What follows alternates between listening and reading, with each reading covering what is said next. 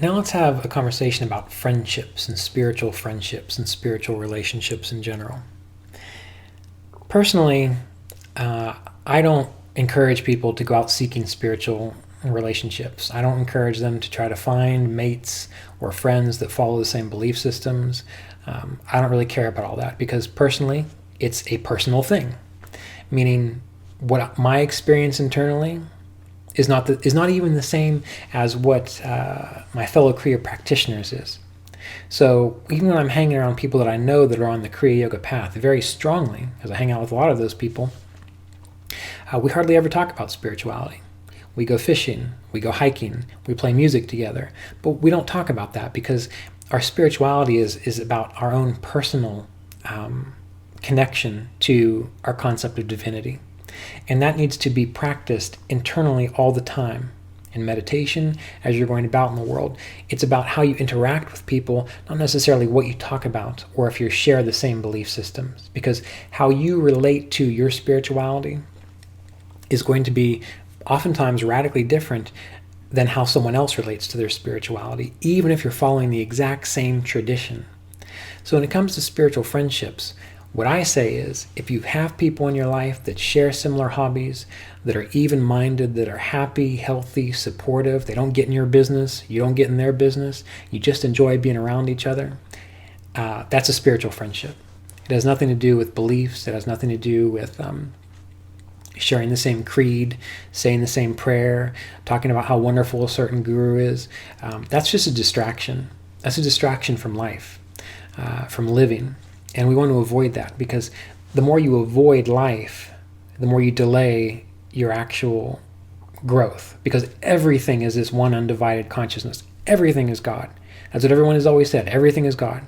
It doesn't mean that one person is less God than another, because one person likes to eat Scotch fried eggs and play darts in the bar doesn't make them less spiritual than the person who likes to sit on their couch and read about Ramana Maharshi and never leave the house.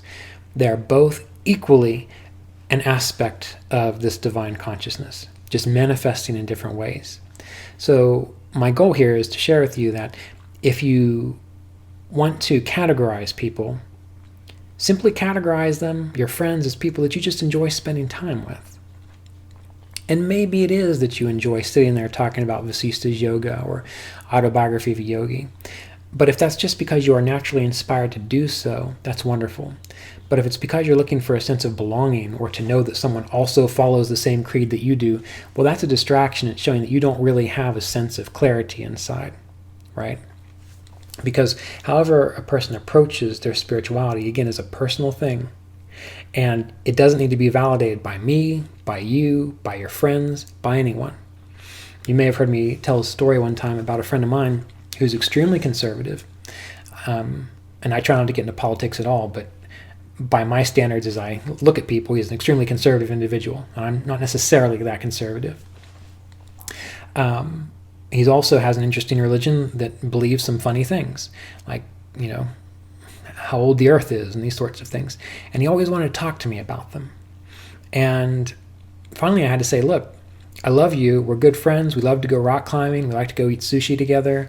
We can hang out and talk about exercise or sit by the fire and listen to music, these sorts of things. I'm like, but this whole religion and politics thing, you got to knock it off because I don't really care. And this is not a conversation we need to be having. And I thought I lost a friend. Because, typically conservative, extreme religious fanatics have a hard time accepting people who are different. So I didn't expect to hear from him again. But he called me the next day and he said, hey, you're on your lunch break? You want to go down to the Hibachi Steakhouse? I'm like, yeah, sure, I can get some miso soup or some sushi or something. And he never talked about it again, never brought it up. We still get along. We still visit. We're still excellent friends. And I have to admit, I was a little let down because I was also have a tendency to be a fanatic and a bit of an extremist, at least earlier in my life. I think I've dealt with that pretty well. But when he dropped it and he stopped trying to save my soul, I thought to myself, oh, that's terrible. He must not really care about me that much. Because if I was in his shoes and I thought someone was going to hell, I would do my darndest to save them. Again, back in the day. But anyway, that aside, That's an example of, that's a spiritual friendship I have. We don't talk about religion. We don't talk about spirituality. We enjoy each other's company and we're supportive of each other. That's what it means to have a spiritual friendship. We don't have to get into philosophical debates. We don't have to meditate together. None of those things. Just when we're together, we are clear and peaceful, happy and supportive of each other. And if one of us has a trouble or a difficulty, we can be there to help them through it. But the relationship is not set up so that it's always about fixing a problem or talking about a drama or something terrible that happened. It's about simply being together in an inspired, peaceful state, no matter what we're doing, whether it's rock climbing or hiking or listening to music or whatever it might be. That is a true spiritual friendship. That is a true spiritual friendship. And if you live that way, you could have true spiritual friendships with anybody, no matter their creed, no matter how they live their life. Always remember in Vasista's yoga, there's a saying that if you know a person is a thief and you can deal with them in that knowledge, well, then you can be their friend because you're not expecting anything else out of them. That's who they are. That's what they do. You don't leave your pearls out where they can take them. You hide them when they come to visit. And then whatever else you happen to do together that doesn't involve him stealing from you, you have a great time. So for spiritual friendships, we want to learn to have a friendship like this with everybody as best we can.